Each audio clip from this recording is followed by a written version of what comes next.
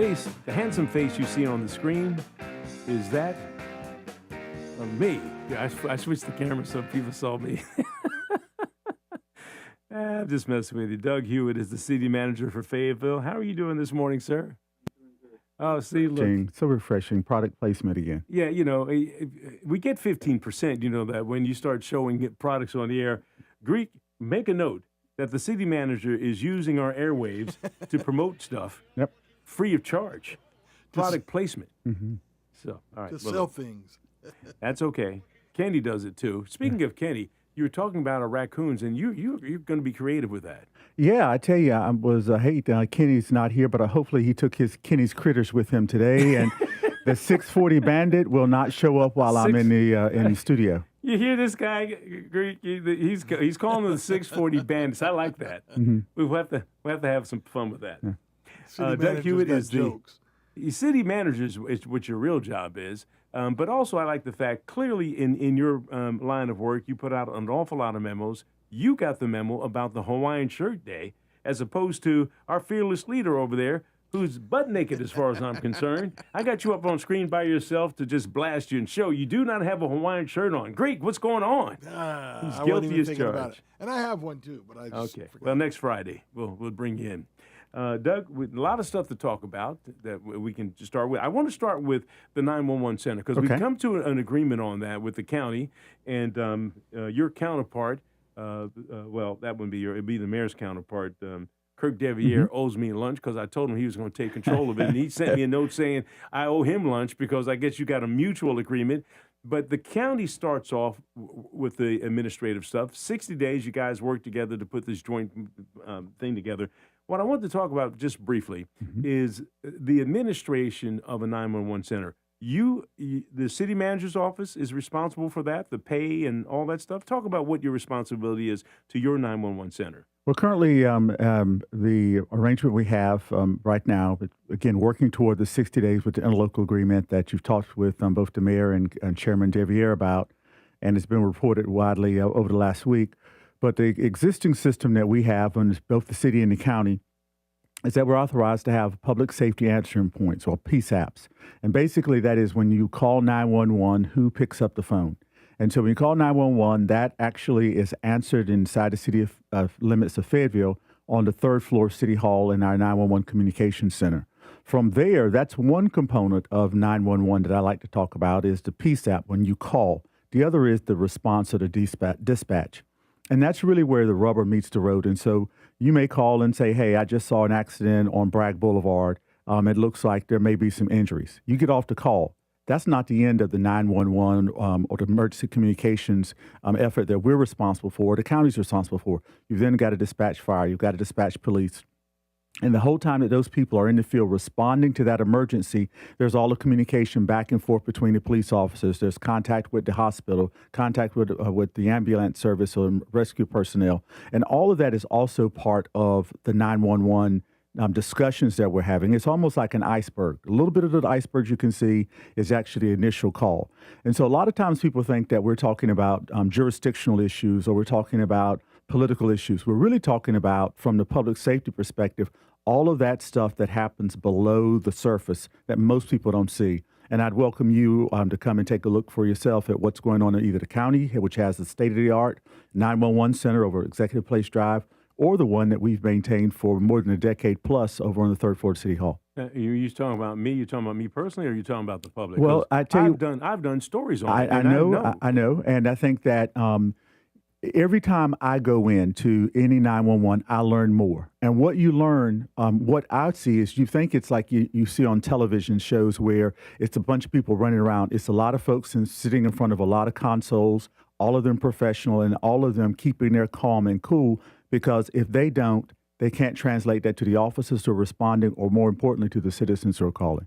So again, always welcome you to come take a look. Yeah, and that is a special breed of person, kind of like an air traffic control type person. It is. I guess to put it mildly. The last point on this here is if there was concerns, and the mayor expressed this as well, so did Kirk Deviere, that you want to make sure that you protect the well-being of the employees at both entities, the county and the city, in terms of seniority, in terms of pay, in terms of where they are they a supervisor, what their position is. And when you combine both of these things together, some people can get kicked to the curb or feel like they're going to be left out. But I think both agencies are working to preserve that. We are, and it's the service is one that's not like let's use another product placement, a large commercial retailer like a Walmart, where they may have 30 checkout lanes, but they only have 5 people there, and people are lined up all the way into the clothing sections. That's not how 911 works in this county. It's not how it works in the city. The commitment is that within all reason, if you call, someone is going to be able to respond to you within a reasonable amount of time. And so if the county is getting 100 calls an hour and we're getting 100 calls an hour and we combine, that means we're getting 200 calls an hour. That means that we've got to have enough people to handle 200 calls an hour. And that's the commitment that the county has made, the city has made, and that's throughout the integration over the next 3 to 4 years when we get to full consolidation or wherever we're heading in this, that is what we'll be doing. And so it'll be a lot of opportunity for us to work with our employees to make sure they feel comfortable. But trust and believe our main commitment is to the citizens of Fayetteville and Cumberland County, and that means that we need all of the staff that we have right now who are well-trained and know their jobs. All right. Lastly here, there's always the potential that the ceasefire will end and then we're back at war. You guys have come to an agreement. You got 60 days to make this happen. Is there any possibility that something could happen that would derail what you guys agreed on? I think that what we have is we have a commitment, an ongoing commitment, and a timetable, a very public one, that we will operate over the next 60 days in openly, in transparency, and honesty. And I think that at the end of that, we will be very successful because, again, we have a shared mission, we have a shared vision, and we have a ticking clock. Okay. All right. Let's get off that horse right there. One thing I saw that your public information director sent to me was you're seeking residents to serve on boards and commissions. That's really important. I don't think people really understand the importance of having citizens involved with those things. Talk about that and why how people can get involved and why it's so important. It is very important. We have a variety of boards. I think it's more than 21 or 22 different boards, everything from Fayetteville Next to the Human Relations Commission to the Zoning Commission to the Planning Commission.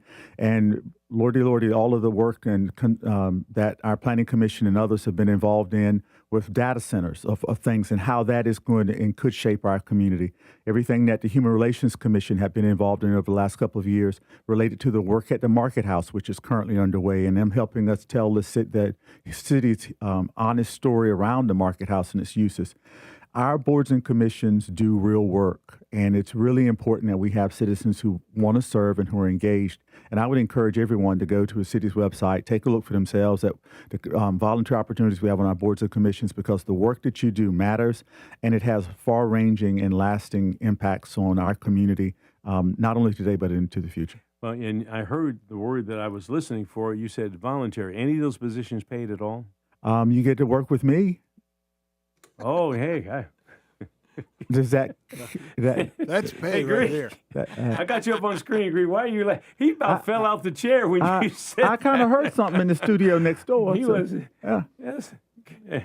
Okay. Well. No, but I think the volunteer, the part that the pay is doing your civic duty. So many times, as I've heard you say and others have said as well, that you can't complain if you don't participate or you don't vote. And you really are. The council listens to the committees on the boards and commissions, and you have until July 31st. We would ask you to put in an application. And if you have more questions, always call us down at City Clerk's office. You know, you mentioned a few seconds ago about these different commissions with the Market House, for example. Mm-hmm. Man, there's a whole lot of stuff going on. Ground torn up. I rode by there the other day. I'm about to fall in a hole. Yeah, we got a variety of things. One is a stormwater project that's underway to make sure that while we are working on the roadway, that we take care of any aging infrastructure under the ground so we don't have to do it again in 10 years. We're also making significant pedestrian improvements so that you can easily move around the Market House and the Market Square. And then lastly, we're going to be installing kiosks under the Market House to tell the cities and the Market House, again, honest and true story. And you've probably seen the fact that we have the Market House lit up now for a variety of things. And that hopefully by the end of this year will culminate with us completing the Market House project. A new roadway improvements, pedestrian improvements, information with the kiosk, and we hope to again have that in by the end of the year. the work that's on there right now or being done on, how's the money being provided for that? Is that The money is tax or is it provided bond by or- both local, some stormwater funds, and also we had money available to us from the state of North Carolina as well that came down to us a couple of years ago. And our main commitment right now is to try to keep as much of the travel area around the market house open at one time as we can, because again, it is the complex of 4 different main streets. You've got Green Street, Person Street, Hay Street, and Gillespie Street. When I say it's the center of our downtown, it's almost the center of our city as well. You have until June 30th to apply for some business grants, I think. Talk about that because a lot of people are not familiar with the fact that the city provides a lot of opportunities for young entrepreneurs or just entrepreneurs. Yeah, we call that our Can-Do Boost programs, loan programs where we provide business financing for folks to acquire property to either build new or renovate. We also have our core grant program, which looks at our commercial corridors by supporting small business exterior improvements that enhance the appearance and attract investment, create jobs.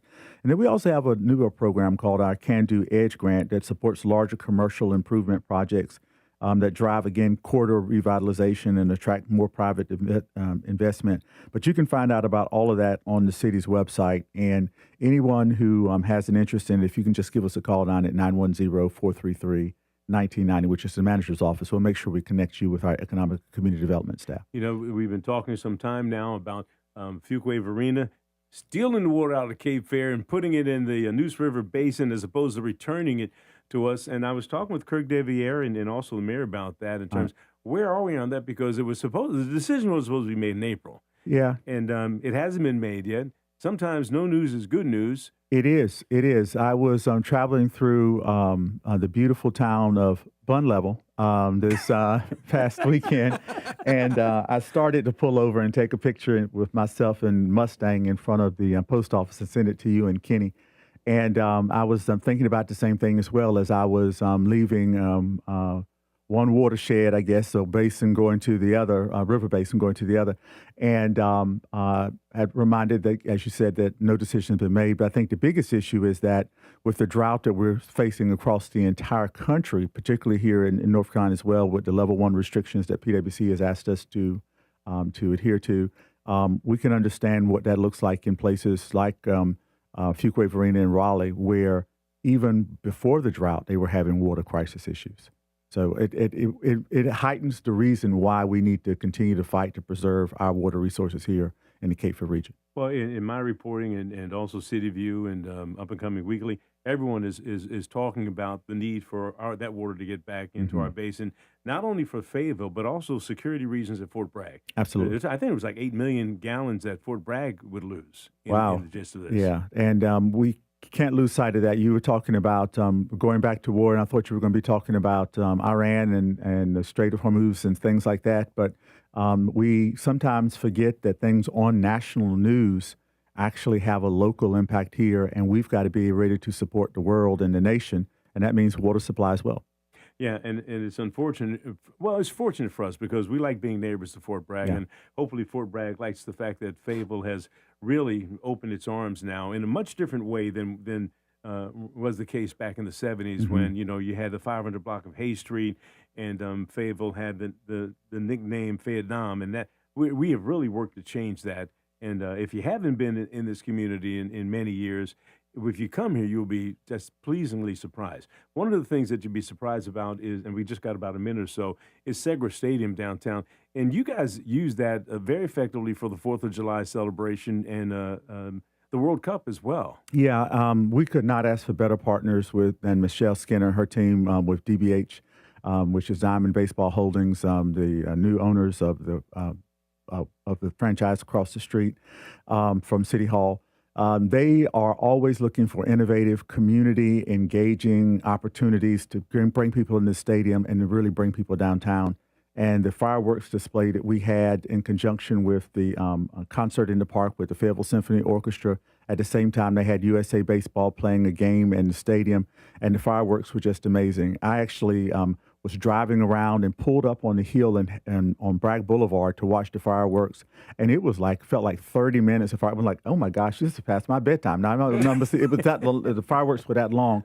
And then the next, on Monday, we had, of course, the World Cup. And more than 1,900 people came downtown at 8 p.m. on Monday to watch it in Segra Stadium. What, on that big screen? On the big screen, I tell you, that it big was amazing. Screen. Hey, look, Greek, you've been out there. That big screen is phenomenal. I'm still making payments on the layaway it costs for us to put that in. All those people came out, even though it was raining. Yeah. You say Greek says even when it's raining. Yeah. So. And the sound system is awesome. So. Yeah. Well, look, Doug, it's always a pleasure to have you in here, and you come every other week, right, faithfully, dressed appropriately, and I appreciate your candor and humor, because a lot of times we think we're just going to have these meetings and let's talk about this, and other things. But when you start talking about the WFNC bandit, raccoon, and you start bringing name stuff like that means you're attuned to the station, and the station is tuned to the city. Well, y'all are part of our community, and I'm so happy to be on the show. All right, Doug Hewitt, thank you so much. Right now, we've got Fayetteville's most dependable forecast with CBS meteorologist Mostly clear skies, hot and very humid, with heat index values as high as 105 plus. So a heat advisory from 11 a.m. all the way until 8 p.m. this evening, and just a few gusty showers and storms, mainly in the late afternoon and early evening to cool this off. A high in the upper 90s, and starting off the weekend with a low in the muggy middle 70s. That's your Fayetteville forecast. I'm CBS 17 meteorologist Matthew Huddleston. All right, Matthew, thank you. I've got all three of us on screen because I'm getting ready to say Bun Level. So that we got 81 degrees in Fayetteville, Hope Mills, and in Bun Level. Bun Level, you're listening to News Talk 640. We're WFNC. Let's